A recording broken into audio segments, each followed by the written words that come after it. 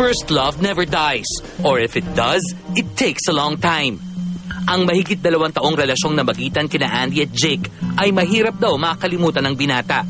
At ang pagbubuntis ng dalaga ay hindi naging dahilan para mawalan ng respeto o magbago ang pagtingin ni Jake kay Andy.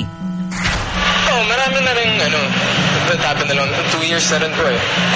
2 years na. Yeah, more than 2 years, I think. So, syempre, marami na rin problema, tas long distance pa. Mahirap. Sa kabila umano ng nangyari kay Andy, nananatili pa rin daw ang kanyang pagtingin sa aktres.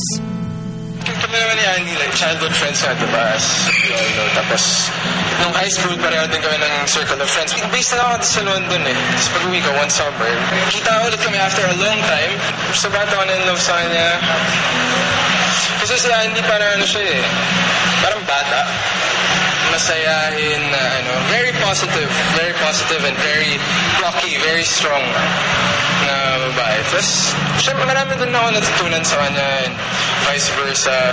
Siya, like, my parents were both in the showbiz before and hers as well. So, parang maraming common factors din. And basically, first ko kasi siya. First na sineryoso. First sineryoso. Kaya siguro malakas yung tama. May chance pa bang magkaayos at magkabalikan sila ni Andy? Once in a while, nag-uusap pa rin.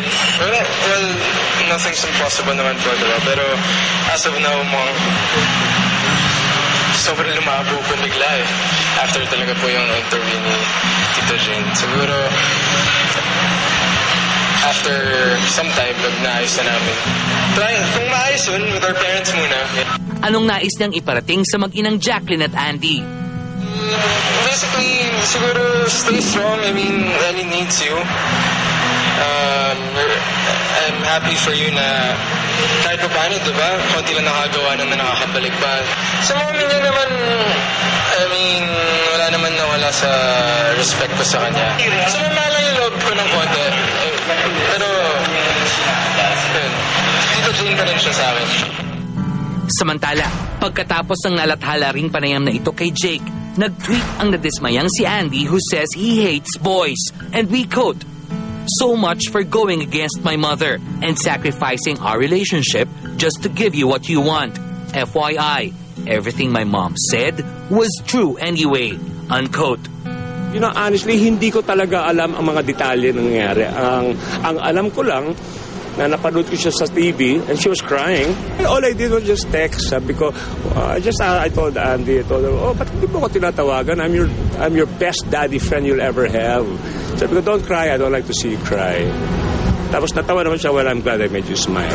Kilala ko naman si Jake eh. Kilala ko naman siya ever since they were little. Hindi naman big issue yan eh.